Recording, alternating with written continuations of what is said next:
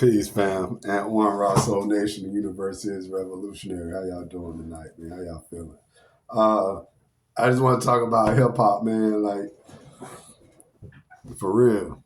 And the question really is, why is there so much um, disrespect in hip hop culture? Why is this disrespect so bad? Why do why is it so personal to people? And a lot of the people that get real personal, a lot of times I don't think they're artists. They're just listeners of hip hop music. I don't think they're really involved in any other part of the culture. I think they just listen to the music. And some of the artists, think some artists are as well in the disrespectful lane as well when I get in conversations with them. But people are so personally, they're so personal and they will attack you personally just because you say something is garbage. They didn't make it. Somebody else that none of us know made the song or made the album, and you say, man, I don't like this. I don't like this album. I like a song or two on it. The rest of it, not so much. People will go crazy on you in a hip hop discussion group, and I'm like, when you ask about somebody biting, they say, oh, it's a tribute. Oh, you don't understand. I don't understand what biting is. I don't understand what glorifying self-destruction is. I don't understand what really good music is, good beats and soulful music and interesting beats, interesting rhymes, and not all about the feelings of somebody, not all about um, the negative drama that's talked about in the songs, not all about that.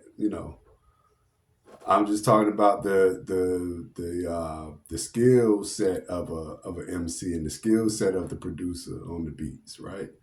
All of that good stuff. I do like good music, right? So I listen to a lot of different music: hip hop, soul, R&B, jazz, reggae, whatever, right? Like I've always listened to a bunch of different music. Coming up, I've always listened to soul music, what my parents played. And then we grew up listening to hip hop and reggae and, jazz and all that good stuff, even classical, all type of music.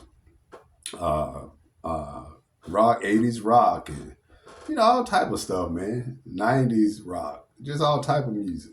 Pop music from the 80s and the early 90s, all that type of stuff, up to the 2000s. I know a lot of music.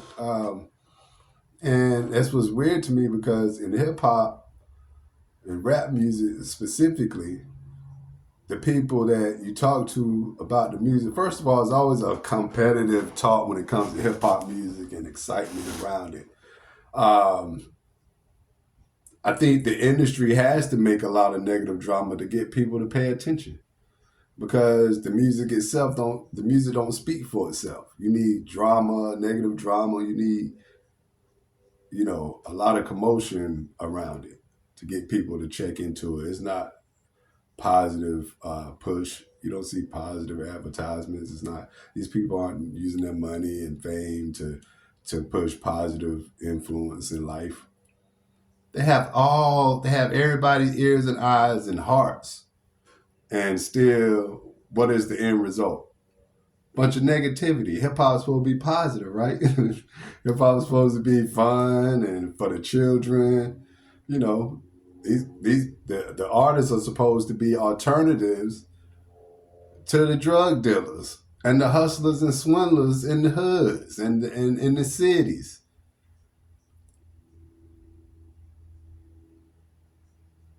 The rappers are supposed to be prime examples of what it is to be a righteous individual or a righteous crew or a righteous member of society, right? You're supposed to be representing family and teaching children right, not disrespecting each other, not grown men talking about, taking people out and unless it's lyrically, but we know the difference between taking someone out lyrically and talking about really in the reality. Come on, man. Competition is competition, just like you play any sports. You try to take the other team out. You're trying to beat them out. We know what competition is in the sport of rhyming. That's a cipher. But when people get personal and take it personal and take it like it's a part of their lives, like you talking to them when you say a song is garbage or you don't like something. Oh, who are you? And why you just don't like good music? You don't have the ear for music. And I'm 48 and I've been listening to music all my life, and I'm an artist myself who makes dope music. I don't care. I say I don't have any feelings about the what they call hip hop today because I don't. The real hip hop I'm always gonna love, and I know the difference. And I don't I trust the industry to be garbage now because AI is full of it. It's full of AI now. So you don't know if a person is really rapping, really writing their lyrics, really making the beats. You don't know how much AI is behind it. You don't know how much AI is behind it. So how can you go in and honestly listening to it like it's authentic, it's real? It's not. You don't know. So I'm not gonna invest my whole spirit into this stuff. It's a lot of fakeness. So, that's basically all I have to say. Like, you know, what it is, man. I love hip hop, the true, but not the perverted version that these people are dealing with today. And I don't care what artists come out. The dopest hip hop album of all time in hip hop history is Common and Pete Rock, the Auditorium Volume 1. And that would be the greatest, dopest hip hop album of all hip hop history until the Auditorium Volume 2 drops. I told people before that first album dropped that it was going to be the dopest album ever. And when it comes to hip hop, and it is, doesn't matter what people say that don't like it or their reasons for not liking it.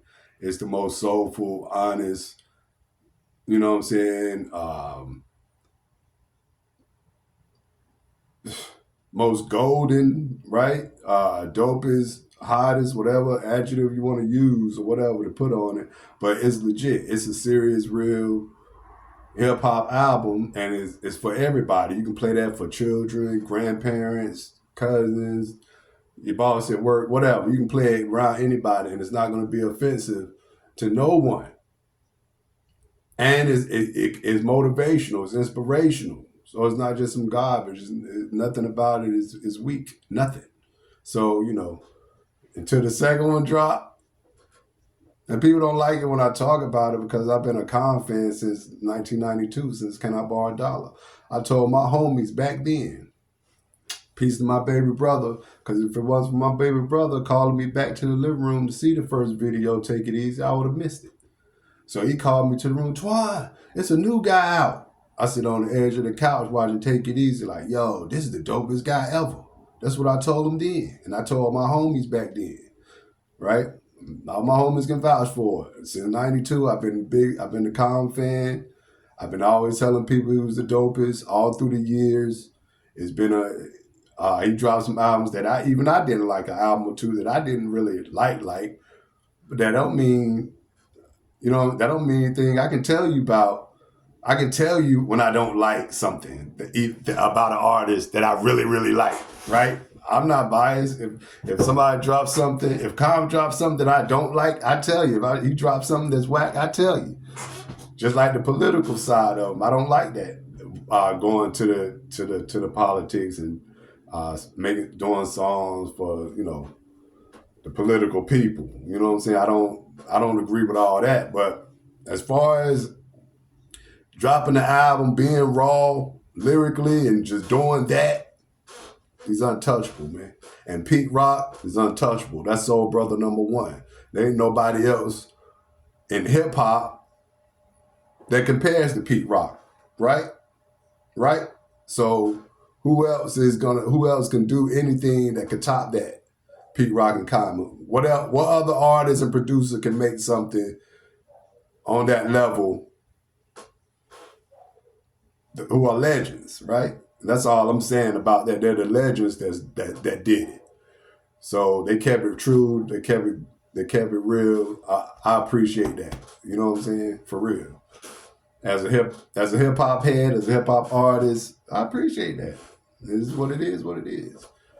But yeah. Um, but the album that had just dropped by KD's album, he has a couple joints up there that are dope, but the rest of that album, I don't know, man. I just ain't digging it, and a lot of it's not even a dart at him because there's a lot of albums that be dropping that I check out that I never go back and listen to again because it doesn't pull me in. Even the Talib Kweli and who's that? J. Rawls, I think album. They put out a new album. It's a nice album, but I'm not gonna ever play it again because it really doesn't move me like that to play it and listen to it. I've been playing the Common and Pete Rock album for 4 months straight. I don't care. I mean, I play other songs from other songs that I like to listen to that I know of or heard or any other music. But as far as a hip hop album, I've been playing that album straight. You know, but carry on. Y'all have fun with whoever drops. I don't care who it is. Have fun. I'll probably check out what another artist. And if I like it, I like it. If I don't, I don't. If there's songs I don't like, whatever. If it's songs I like, whatever. But I don't hold on to them. Most of these cats come out, I don't know if they really wrote their own rhymes anyway. Because you can go into AI, you can go into the metaverse and ask Meta AI to rap for you. You can ask them and ask them to. It'll ask you to what does it need to make it better. You can ask for deeper metaphors, lyrical metaphors, and take it to a golden era. You can ask it to do all type of stuff, and it'll do it for you. So guess what? Anybody can let it computerize rhymes for you, and they can go back and just recite them, and people will think it's theirs. So I'm not amused by guys' music anymore. Right? On that note, this is at one. The universe is revolutionary. Play your part, suckers. Peace.